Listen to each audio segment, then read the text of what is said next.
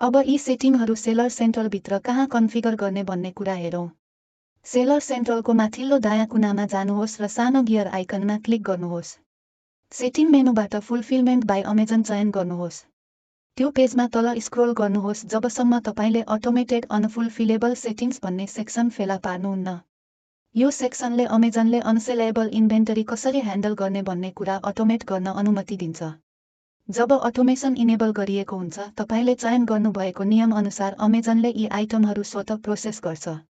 यसको अर्थ हरेक पटक आइटम अनफुलफिलेबल हुँदा तपाईले म्यानुअली रिमुभल अर्डर सिर्जना गर्नु पर्दैन।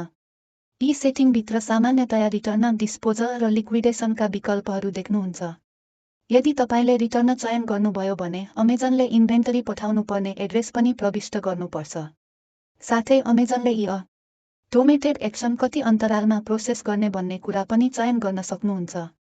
सबै कुरा तपाईको प्राथमिकता अनुसार कन्फिगर गरिसकेपछि अपडेटमा क्लिक गर्नुहोस् र तपाईका सेटिङहरू सेभ हुनेछन्।